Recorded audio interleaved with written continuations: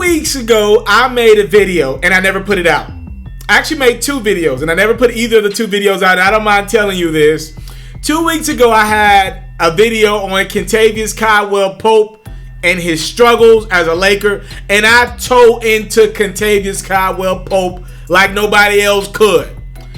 But I held it back. Ever since Avery Bradley been out with the Lakers for the last few games, KCP has been playing a lot better for the Lakers. So I left him alone because he's been playing for my Lakers, better for my Lakers. He made a big shot against the Thunder the other night. So I left KCP alone. All right? Had another video made. This one was pertaining to Kyrie Irving.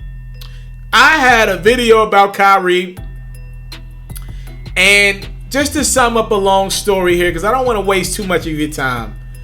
The video about Kyrie Irving was simply comparing the Boston Celtics of last year compared to the Boston Celtics of this year, comparing the Brooklyn Nets of last year to the Brooklyn Nets of this year from a chemistry standpoint. But I didn't think it was fair because the night that I made that video, I saw footage of Kyrie Irving, Kevin Durant, and some of his Brooklyn Nets teammates enjoying each other on that Nets bench.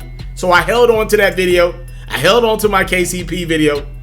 And I said, you know what? Let's wait.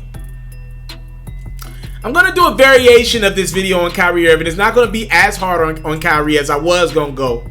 But you'll get the intention of the video. So according to Stephen A. Smith of ESPN, Kyrie Irving is reportedly confusing his Brooklyn Nets teammates with his quote-unquote, I'm quoting Stephen A. here, the mood swings. Now, according to Brooklyn Nets head coach Kenny Atkinson, he vehemently denies and refutes the reports from Stephen A. Smith, but let's call a spade a spade. Last year, Brad Stevens denied those same reports that Kyrie Irving is moody. Kenny Atkinson was just doing what every head coach is supposed to do.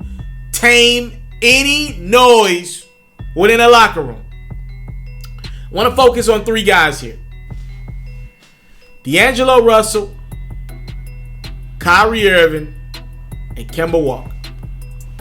The Golden State Warriors are awful. Russell's missed some time, but the Warriors are awful. The jury is still out on that team. They're missing a lot of pieces.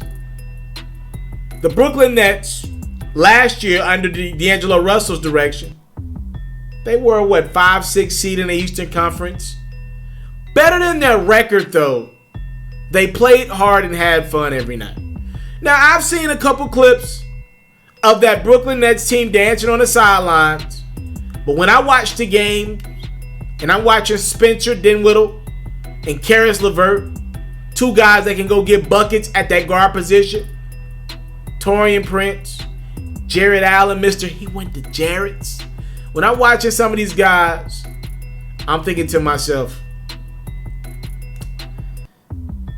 they don't play well with Kyrie Irving. Kyrie Irving is that kid that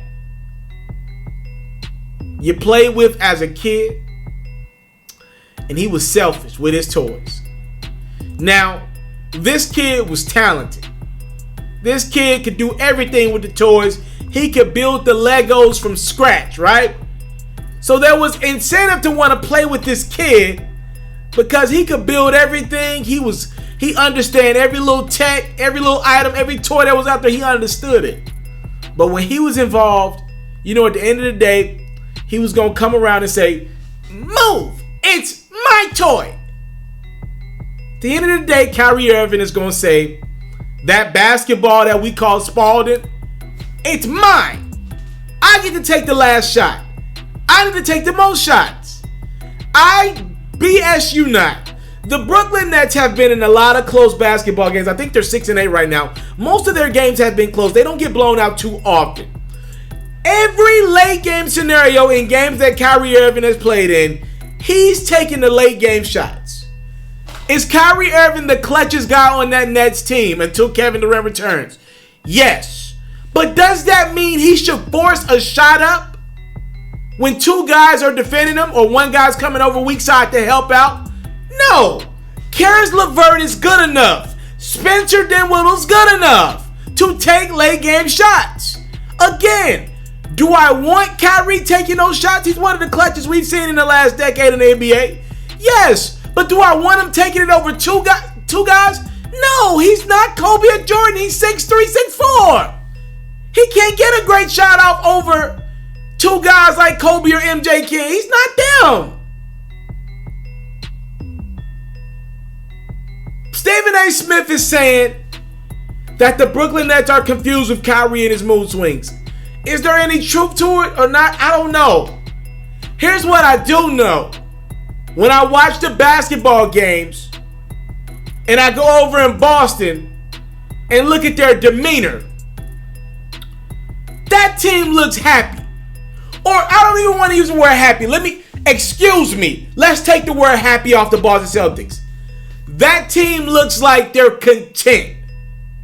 Because it ain't all just peaches and gravy in Boston. They got a great record, the best in the Eastern Conference. But they've had ups and downs. A couple of injuries and all that. I've seen spots where you can see guys get frustrated over not getting the ball in certain spots. That's basketball. But the situation is good enough for guys to win. Kemba Walker's a good enough leader to pass it to Wanamaker, to Jason Tatum, to Jaylen Brown, to Gordon Hayward. Gordon Hayward's having his best season in a while. And to be fair to Gordon, and to be fair to Kyrie Irving, I think Gordon Hayward is just now getting his legs up under him before he got the hand injury, broke his hand. But Kemba Walker seems more than willing to give the ball to Gordon Hayward. He doesn't mind letting Jason Tatum work out. Jason Tatum's about to get the max extension in about a year's time from now because of Kemba Walker's unselfishness. Jaylen Brown got paid. I know that was before Kemba ever played a game in Boston. But you don't mind paying Jaylen Brown because, he's got a guy in Kemba who doesn't mind deferring if Jaylen's got it going. And I don't love Jaylen Brown. I like him a lot.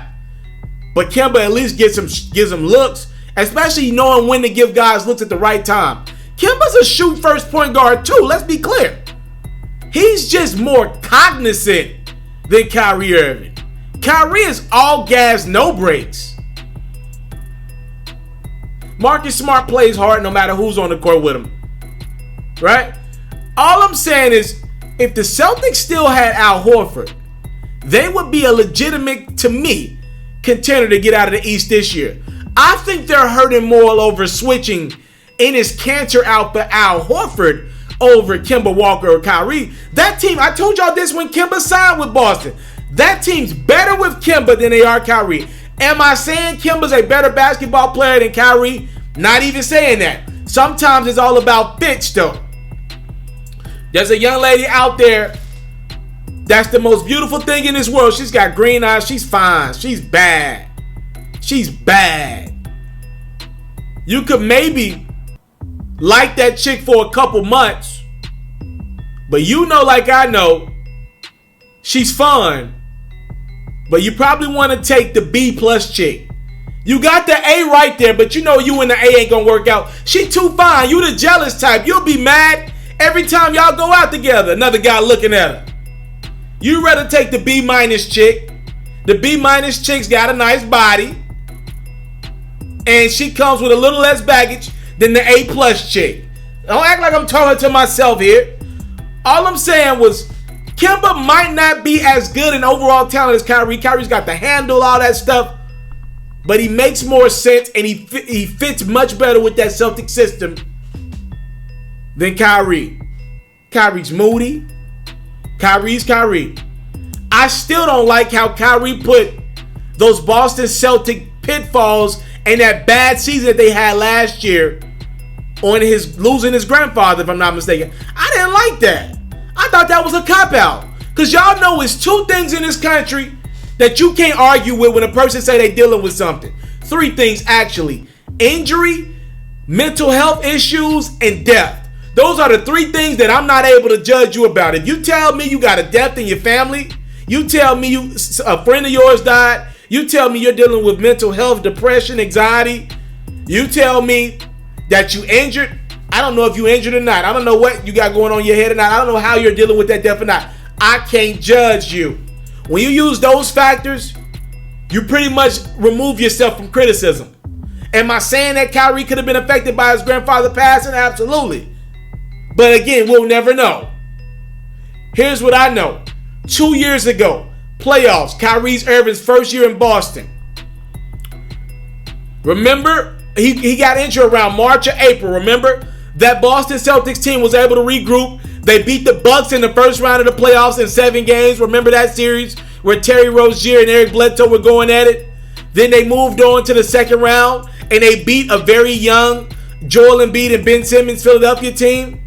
Remember that year? They got to the conference finals. And remember that year, LeBron was hot as a campfire that year.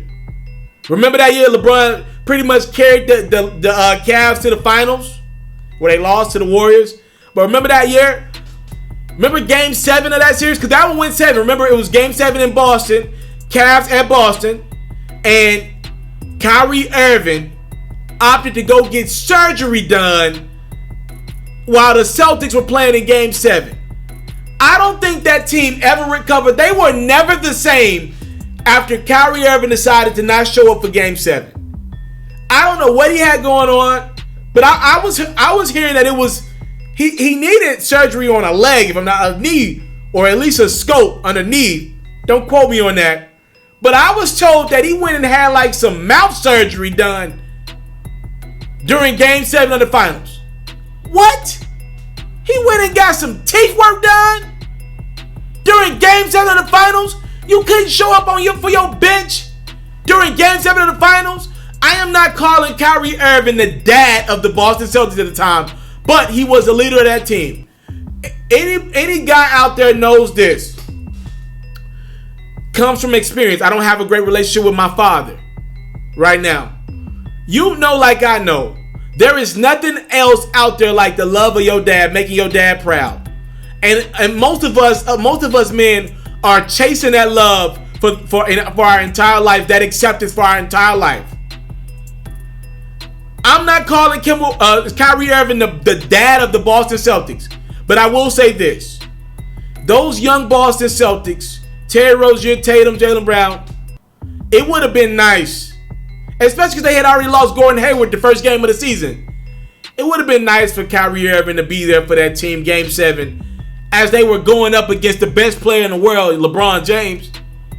It would have been nice to have Kyrie on that end of that bench, a champion, supposed to be the leader, the guy that knows LeBron and that Cleveland Cavalier team better than anyone, because the year before that, he was playing for a damn championship with that Cavalier team. It would have been nice to have Kyrie there to root his team on in a suit.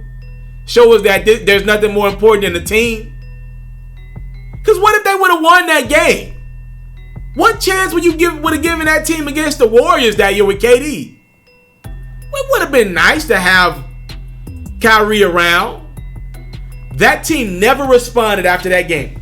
It was the following year, last year, they were never the same. 2018 season, bad, awful. I think they got out to like a 9-9 start. They fought with Indiana all year for the 4th seed. And be clear, had Oladipo not tore his ACL, the Pacers not only would have been the 4th seed, they would have, I believe, they would have beat the Celtics in the first round. I believe that with all of me. I don't know about Kyrie Irving, the leader, man. It just seems like everyone else is happier without him. He's going to be one of those guys that, you know, we're looking at Carmelo Anthony make his way back into the league.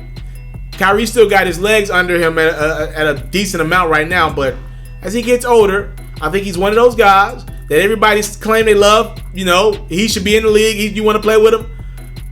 But in the grand scheme of things, everybody speaks highly of that guy, but no one wants to deal with him firsthand. You know that kid in your family that you always say, oh, nephew Tommy's so good. Cousin Ricky, he's such a good kid. How come every time cousin Ricky mama call and ask you to babysit on a Friday night, you always got something to do? You don't never want to babysit cousin Ricky. You know why? Because they little ass is bad as hell. I don't know. I just don't think guys want to play with Kyrie Irving. I think he's fun. I just don't think he's a guy you want to play with. That's just my opinion on it. Y'all let me know what y'all think in the comment box below. Stephen A is claiming that Kyrie Irving is Moody with the Brooklyn Nets already. The reason why you had to get Kyrie is because you needed KD. The only way you get KD is you get Kyrie. So, here you go.